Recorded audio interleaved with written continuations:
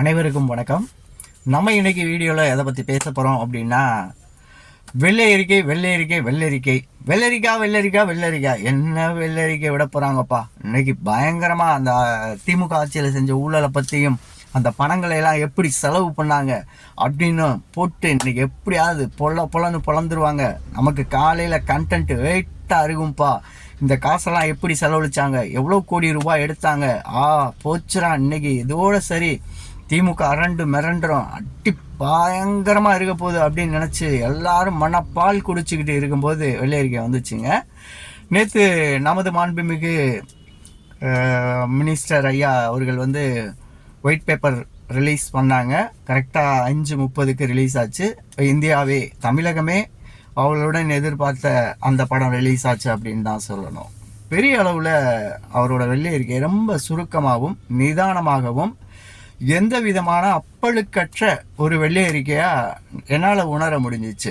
எங்கேயுமே எப்படி தெரியுமா, துணியும் கிளியலை, ஊசியும் உடையலை, நூலும் கோர்க்கலை, ஆனால் கிழிஞ்சதை தச்சோம் அப்படின்ற மாதிரியான ஒரு வெள்ளையறிக்கை. இந்த வெள்ளையறிக்கை அப்படின்றது ஒவ்வொரு அரசின் ஆட்சி காலம் முடிஞ்சு அடுத்த அரசு ஆட்சி அமைக்கும் போது முன்னால் இருந்த அரசு எவ்வளவு ரூபாய் இந்த மக்களுக்காகவும் இந்த நாட்டில் கடன் வாங்கிட்டு அந்த ஆட்சியை செஞ்சாங்க, இல்லை கடன் வாங்காமல் ஆட்சியை எப்படி சிறப்பாக செஞ்சு முடித்தாங்க அப்படின்றத தான் இந்த வெள்ளை அறிக்கை மக்களுக்கு எடுத்து சொல்லணும். இந்த நிதிநிலை எப்படி இருக்குது, நம்ம என்ன பண்ண போகிறோம், நம்ம இனி வரும் காலங்களில் இந்த மக்களுக்கான நிதிநிலை எப்படி இருக்கும், கொடுத்த வாக்குறுதிகளை எவ்வளவு நாள் சீக்கிரம் செயல்படுத்த முடியும், இப்போ இருக்கிற நம்மளோட இந்த பணம் எவ்வளவு கம்மியாக இருக்குது அப்படின்றத மக்களுக்கு சொல்கிறதுக்கான இந்த ஒயிட் பேப்பர்.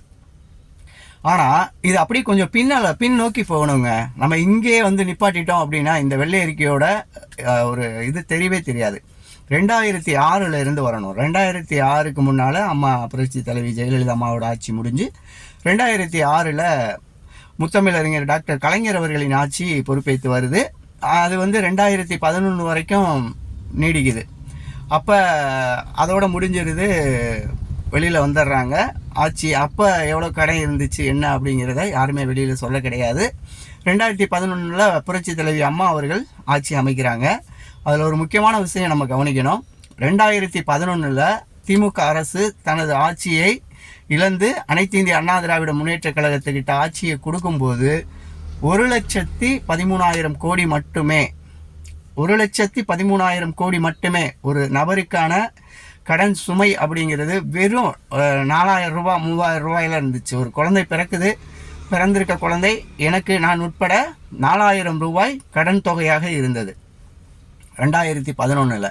2011 அனைத்து இந்திய அண்ணா திராவிட முன்னேற்ற கழகம் ஆட்சி அமைச்சு திருப்பி அவங்களோட இது 2016 முடியுது. 2016 ஊடால அம்மா கொஞ்ச நாளில் இறந்துடுறாங்க.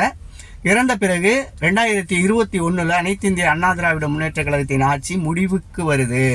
முடிவுக்கு வந்ததுக்கப்புறம் நமது திராவிட முன்னேற்ற கழகத்தின் தலைவரான ஐயா ஸ்டாலின் அவர்கள் முதலமைச்சராக பொறுப்பேற்ற உடனே பிடிஆர் பழனிவேல் தியாகராஜன் அவர்கள் வெள்ளை அறிக்கை சமர்ப்பிக்கிறாரு. இது ஒவ்வொரு அரசு மாற்று அரசு ஏற்படும் போது அறிவிக்கக்கூடிய வெள்ளை அறிக்கை தான் இது கஜானால என்ன வச்சுட்டு போயிருக்காங்க, இந்த நிதி நிலை எப்படி இருக்குது, மக்களுக்கு எவ்வளோ தூரம் இதை வச்சு செயல்படுத்தினாங்க அப்படின்றத வெள்ளை அறிக்கையில் உங்களுக்கு கொடுக்குறது தான். இது ஒன்றும் பெரிய ஊழலை கண்டுபிடிச்சோம், குற்றத்தை கண்டுபிடிச்சோம், இந்த நிதிகளை எல்லாம் மாற்று நிதிகளை அமைச்சு செலவு பண்ணாங்க அப்படின்னு சொல்கிறது கிடையாது. முந்தைய அரசு என்னெல்லாம் கடன் வச்சுட்டு போயிருக்கு, இப்போ நாங்கள் ஏற்றுக்க போகிறோம்ப்பா, எங்கள் மேலே எதுவும் பழி போட்டுறாதீங்க, நாங்கள்லாம் உத்தமர்கள் சுத்தமானவர்கள் அப்படின்ற சொல்கிறதுக்காக கொடுக்கக்கூடிய ஒரு பேப்பர் ரைட்ஸ். இது பேப்பரில் இல்லை, முழுக்க டிஜிட்டலில் அறிவிக்கப்பட்ட வெள்ளை அறிக்கை. சென்ற 21ஆம் ஆண்டு நமது பிடிஆர் தியாகராஜன் ஐயா நிதியமைச்சராக இருக்கும்போது வெள்ளை அறிக்கை கொடுக்கும்போது இந்த நாட்டின் கடன் சுமை 10 வருஷம் ஆட்சி அமைச்சிருக்காங்க. 10 வருஷத்தில் அவர்கள் கொடுத்த எண்ணில் அடங்கா இலவச திட்டங்கள் நிறைய இருக்குது. பெண்கள் குழந்தைகளுக்கானது, தாலிக்கு தங்கம், இந்த மாதிரி எவ்வளவோ விஷயங்கள் கொடுத்து கடன் சுமை அப்படின்றது பார்த்தீங்கன்னா வெறும் 4,75,000 கோடி சம்திங், 5 லட்சத்துக்குள்ளே தான் கடன் இருந்தது. நல்லா நினைவு இருக்குது, என்னோட நினைவு சரியாக இருந்துச்சுன்னா அதுதான் சரி, இல்லை அப்படின்னா கமெண்ட் பாக்ஸில் நீங்கள் சொல்லுங்கள். 4 லட்சம் 5 லட்சம் கோடிக்கு உட்படவே அந்த கடன் இருந்தது. எங்குமே அவ்வளோ பெரிய அளவில் கடன் சுமை ஏற்றி வச்சுட்டு அவங்க போகலை. இதை வந்து தெளிவாகவே ஐயா மாண்புமிகு முன்னாள் நிதியமைச்சர் பிடிஆர் பழனிவேல் தியாகராஜன் ஐயா கொடுத்துருப்பாங்க. அதுக்கப்புறம் 2021 26 வரைக்கும் நமது தீய சக்தியின் ஆட்சி வருது. வந்ததுல இருந்து இவங்க அளவுக்கு மீறின இலவசங்களை அறிவிக்கிறாங்க. அப்போவே கேட்குறாங்க, எதிர்கட்சியாக இருக்கும்போது மாண்புமிகு எடப்பாடி கே பழனிசாமி ஐயா எதிர்கட்சியாக இருந்துட்டு, என்னங்க இவ்வளோ திட்டங்கள்லாம் நீங்கள் அறிவிக்கிறீங்க, இந்த மாதிரி நீங்கள் அறிவிக்கும் போது நிதிநிலை எப்படி இருக்கும், நீங்கள் எப்படி செய்ய போகிறீங்க என்னன்னு கேட்குறாங்க. அதை நாங்கள் பார்த்துக்குவோம்ல, உங்கள் ஆட்சியில் நீங்கள் என்ன பண்ணீங்க, நீங்களும் தானே 3.5 கோடி ரூபாய் கடன், 3.5 லட்சம் கோடி ரூபாய் கடன் வாங்கினீங்க, எங்ககிட்ட கேட்க வரீங்க, ஆட்சி முடிவில் பாருங்கள் நாங்கள் எப்படி சிறப்பாக ஆட்சி அமைக்கிறோம் அப்படின்னு சொல்லி நல்லா வாயில் வடை சுடுற கதையெல்லாம் சொன்னாங்க. சொல்லிட்டு இப்போ என்ன நினச்சிட்டாங்க, நம்ம தான் இனிமேல் ஆட்சிக்கு வர போகிறோம், நம்மளோட ஆட்சி தான், இதை ஒன்றுமே பண்ண முடியாது அப்படின்ற ஒரு ஓவர் கான்ஃபிடென்ட்டில் என்ன பண்ணிடுறாங்க, அளவுக்கு மீறின கடன் வாங்குறாங்க. மக்களுக்கான இலவசங்களை அள்ளி வாரி வழங்குறாங்க. வீட்டுக்கு 1000 ரூபாய், அதாவது 2.5 வருஷம். இவங்க நல்லா கேட்டுக்கங்க, இலவசங்கள் அறிவித்து 2.5 வருஷத்துக்கு மகளிர் உதவித்தொகை கூட இவங்க கொடுக்க கிடையாது. ஏன் இதெல்லாம் வந்து வெள்ளை அறிக்கையில் நமது வெற்றி தலைவர் விஜய் அண்ணா அரசின் கீழ் இயங்கக்கூடிய நமது நிதியமைச்சர் சுட்டி காட்டி பேசலை அப்படிங்கிற ஒரு வருத்தம் இருக்குது. இதெல்லாம் இவங்க காமிச்சிருக்கணும். 2.5 வருடங்களுக்கு யாருக்குமே அந்த 1000 ரூபாய் பணம் விழுக கிடையாது. நிறையா திட்டங்கள் வந்து கிடப்பில் போட்டுட்டு போயிட்டாங்க. மொத்தமே 64 திட்டங்கள் மட்டும்தான் கொடுத்த வாக்குறுதிகளில் நிறைவேற்றியிருக்காங்க. அதில் இலவச பெண்களுக்கான மாநகர பேருந்து இலவசம் அப்படிங்கிறது பிங்க் பஸ்ஸில் மட்டும்தான் போகலாம், அனைத்து பஸ்ஸிலையும் போக முடியாது. அந்த மாதிரி ஒரு சூழ்நிலையும் இருந்துச்சு. இவ்வளோ பெரிய கடன் எங்கே தான் போச்சு, என்ன தான் பண்ணாங்க, மக்களுக்கான அந்த செயல் திட்டங்கள் செயல்படுத்தி ஒன்றும் கொடுக்கவும் இல்லை அப்படின்ற ஒரு மிகப்பெரிய வருத்தமும் மக்கள்கிட்ட இருந்துச்சு. அதோட பிரதிபலனாக தான் அதோட கோபமும் எழுச்சியும் மிகப்பெரிய அளவில் தாக்கத்தை ஏற்படுத்தி தமிழக வெற்றி கழக தலைவர் விஜய் அண்ணா அவர்களை முதலமைச்சராக உட்கார வச்சு அழகு பார்த்தாங்க. இன்றைக்கி அவங்க பதவிக்கு வந்திருக்காங்க. பதவிக்கு வந்த இந்த 31வது நாள் வெள்ளை அறிக்கை சமர்ப்பிக்கிறாங்க நமது மாண்புமிகு நிதியமைச்சர். இங்கே தான் ட்விஸ்டே இருக்குது. நம்ம இவ்வளோ நாள் நினச்சிட்டு இருந்தோம்ல, 10 லட்சம் கோடி ரூபாய் கடன் இருக்காமையா, 10 லட்சம் கோடி ரூபாய் கடன் வாங்கிட்டாங்க அப்படின்னு. கிடையவே கிடையாதுங்க. 13 லட்சம் கோடி ரூபாய்க்கு மேலே கடன் சுமை இருக்குது நமக்கு. கிட்டத்தட்ட 8.5 லட்சம் கோடி ரூபாய் இந்த 5 வருடத்தில் இவங்க கடனாக வாங்கியிருக்காங்க.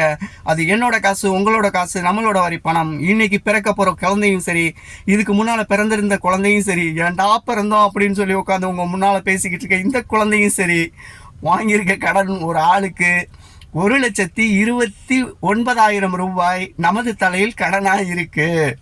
வச்சாண்டா ஆப்பு. அப்போ நம்ம கடனாளியாக இருக்கோம். எப்படி இவனுங்க குடும்ப அட்டையை கணக்கு காமிச்சு கடை வாங்கிடுறாங்க. வாங்கிட்டு அந்த காசை என்ன பண்ணுறாங்க, எதுக்காக செலவு பண்ணாங்க, ஏன் செலவு பண்ணாங்க அப்படின்னா எங்கேயுமே அதுக்கான விவரமே இல்லை. இந்த கடனை வாங்கியிருக்காங்க, கடனை கொடுக்குது. அந்த கடனை எதுக்கு வாங்குற அப்படின்னு கொடுக்குற பேங்கு கேட்க மாட்டேங்க. இப்போ நீங்களும் நானும் கடை வாங்க போனோம்னா 1008 கேள்வி கேட்குது பேங்கு. ஏன் இவங்க வாங்கினா கேட்க மாட்டேங்குது? ஏன்ப்பா அந்த மக்களுக்கு தெரியுமா நீ கடை வாங்குறேன்னு? அந்த மக்கள்கிட்ட சொல்லிட்டு தான் வாங்குறியா, இல்லை இந்த கடனை எதுக்காக வாங்கி எதுக்கு செலவழிக்க போகிறேன் அப்படின்ற எந்த ஒரு ரீசனும் காட்டுறது கிடையாது. ஆனால் ரீசன் காட்டும்போது வெள்ள நிவாரணம் கொடுக்க வேண்டியிருக்கு. மத்திய அரசு எங்களுக்கான நிலுவைத் தொகை தரல, ஜிஎஸ்டியோட பங்களிப்பு வரல, டீச்சர்ஸ்க்கான சம்பளம் போடுறதுக்கு அவங்க எங்களுக்கு கொஞ்சம் கூட சப்போர்ட்டிவாகவே இல்லை. இந்த மாதிரியான கட்டுக்கதைகள், ஊழக்கதைகள், ஒப்பாரிகள் அனைத்தையும் வச்சு கடனை வாங்கி செல்வ செழிப்போட இந்த மக்களுக்கு நல்லது செய்கிறோம், நல்லது செய்ய போகிறோம். காலை உணவு திட்டம் நல்லா கேட்டுக்கங்க. மாணவர்களுக்கான எல்கேஜி டு 5ஆம் வகுப்பு வரை உள்ள மாணவ மாணவிகளுக்கான காலை உணவு திட்டம் அப்படிங்கிறது மிகப்பெரிய அளவில் பெரிய திட்டம், வரவேற்கக்கூடிய திட்டம். ஆட்சி முடிய போகிற தருவாயில் இந்த திட்டத்தை அறிவிச்சிட்டு அடுத்த முறை நாங்கள் எலெக்ஷனுக்கு வந்தால் 8ஆம் வகுப்பு வரை நாங்கள் இதை அதிகப்படுத்தி கொடுப்போம் அப்படின்ற வாக்குறுதியை அவங்க கொடுத்துருந்தாங்க. நம்ம தலைவர் வெற்றி தலைவர் அவர்கள் வந்த உடனே அந்த 8ஆம் வகுப்பு வரைக்கும் இந்த திட்டம் நீட்டிக்கப்படுகிறது அப்படின்றதையும் செயல்படுத்திட்டாங்க. ஆனால் ஒன்று சொல்கிறேன், நீங்கள் இந்த காலை உணவு திட்டத்தை கொஞ்சம் கையில் எடுத்து செக் பண்ணி பாருங்கள். சாப்பாடு சரியில்லை, வெறும் உப்புமா கொடுக்குறாங்க. நல்லா கேட்டுக்கங்க, தமிழக வெற்றி கழக தலைவர் விஜய் அவர்கள் ஆட்சி அமைச்ச பிறகு வரக்கூடிய காலை உணவு படு மோசம், படு கேவலம், குப்பையில் கொட்டப்படுகிறது. அப்படியே வீடியோவோட போட்டுருவேன். வீடியோவோட போட்டோம் அப்படின்னா அது தமிழக வெற்றி கழக அரசுக்கு ஒரு இழுக்கா வரும் அப்படின்றத விட அவங்க வேணுமுனே இதை செய்கிறாங்க. இந்த அரசுக்கு மிகப்பெரிய ஒரு கெட்ட பேர் ஏற்படுத்தணும் அப்படிங்கிறதுக்காக காலை உணவு திட்டத்தில் அவங்க செய்வன வச்சுட்டாங்க. அந்த குழந்தைங்களுக்கான சாப்பாடு சரியில்லை. சாப்பாடை தின்னு குழந்தைங்களுக்கு ஏதாவது ஆச்சுன்னு வைங்க, அவ்வளோதான். எவனாக இருந்தாலும் நாங்கள் பார்க்க மாட்டோம். தயவு செஞ்சு காலை உணவு திட்டத்தையும் பள்ளியில் சமைத்து கொடுக்கறதுக்கு ஏற்பாடு பண்ணுங்க. யாரோ ஒரு தனியாருக்கு கான்ட்ராக்ட் கொடுத்து தப்பு நடக்குது, அந்த தப்பை சரி பண்ணுங்க. இன்றைக்கி மதுரை பள்ளிக்கூடங்களில் எடுத்துக்கிட்டிங்கன்னா, நான் நேரடியாக நேற்று விசிட் பண்ணி ஒரு பள்ளிக்கூடத்துலையும் சரி பெற்றோர்கள்ட்டையும் கேட்டிருக்கோம். வீடியோ ரிலீஸ் பண்ண விட்டுறாதீங்க, வேண்டாம். இது ஒரு அன்பு கட்டளையாக, அன்பான வேண்டுகோளாக வைக்கிறேன். காலை உணவு திட்டத்தில் வரக்கூடிய சாப்பாடு குழந்தைகளுக்கு சரியானதாக இல்லை. சாம்பார் இல்லைங்க, வெறும் வர உப்புமா கொடுக்குறாங்க. பிள்ளைங்க தின்னுட்டு ஏதாவது உடல்நிலைக்கு தவறு ஏற்பட்டுச்சு அப்படின்னா மிகப்பெரிய ஒரு சம்பவத்தை ஆளும் அரசு சந்திக்க வேண்டியிருக்கும். இந்த குழந்தைங்களை வச்சு ஆட்சிக்கு வந்த எனது வெற்றி தலைவர் விஜய் அண்ணா, உங்கள் குழந்தைங்க மேலே நீங்கள் அக்கறை கொள்ளுங்க.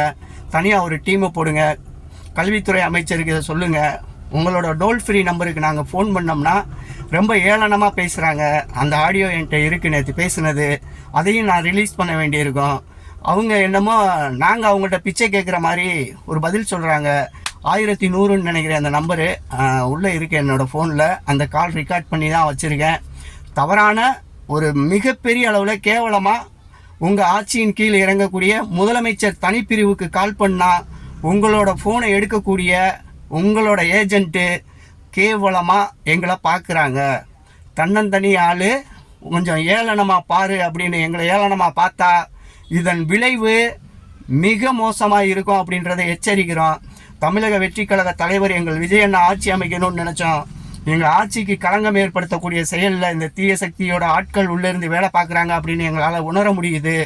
முறையான பதில் சொல்ல மாட்டேங்கிறாங்க. 1ஆம் வகுப்பு முதல் 5ஆம் வகுப்பு வரை தரையில் இருக்கக்கூடிய பள்ளிகளில்தான் கல்வி கற்றுக் கொடுக்க வேண்டும் என்ற ஒரு சட்டம் இருக்குது. அதையும் மீறி மதுரையில் உள்ள பள்ளிகளில் முதல் மாடியில் பள்ளிகளை அமைத்து 3ஆம் வகுப்பு 4ஆம் வகுப்பு குழந்தைகளுக்கு கல்வி கற்பிக்கிறாங்க. நாளைக்கு ஒரு தீ விபத்தோ மின்கசிவோ ஏதோ ஒரு சம்திங் ஏற்பட்டுருச்சுன்னா அந்த குறுகலான படியில் அவங்களால இறங்கி வர முடியாது. இதை தலைமை ஆசிரியர் கொஞ்சம் கூட ஒரி பண்ணிக்கவே மாட்டேங்கிறாங்க. அதை நாங்கள் பார்த்துக்கிறோம், நீ போப்பா அப்படிங்கிறாங்க. ஏளனமாக தான் பேசுகிறாங்க. வெற்றி தலைவர் விஜயண்ணா, இதெல்லாம் நீங்கள் பாருங்கள். நிதிநிலை அறிக்கை அப்படிங்கிறத பற்றி அடுத்த வீடியோவில் இன்னும் விளக்கமாக பேசுவோம். நன்றி, வணக்கம். அடுத்த வீடியோவில் சந்திப்போம். இந்த வீடியோ உங்களுக்கு பிடிச்சிருந்துச்சு அப்படின்னா 4 பேருக்கு ஷேர் பண்ணுங்கள். என்னோட சேனலுக்கு புதுசாக வந்திருக்கீங்க அப்படின்னா உங்கள் சேனலை நினச்சி தமிழக வெற்றி கழக தலைவர் விஜய் அவர்களுக்கு கொடுக்கக்கூடிய சப்போர்ட் அப்படிங்கிறது உண்மை. எங்குமே என் வெற்றி தலைவரை தலைகுனிய விட மாட்டோம் அப்படிங்கிற உறுதிமொழி கொடுத்துட்டு மீண்டும் உங்களை சந்திக்க வருகின்றேன். நன்றி, வணக்கம். யாதும் ஊரே யாவரும் கேளீர். கணியன் பூங்குன்றனார் பிறந்த மண்ணுக்கு சொந்தக்காரன் என்ற மகிழ்ச்சியுடன் நன்றி, வணக்கம்.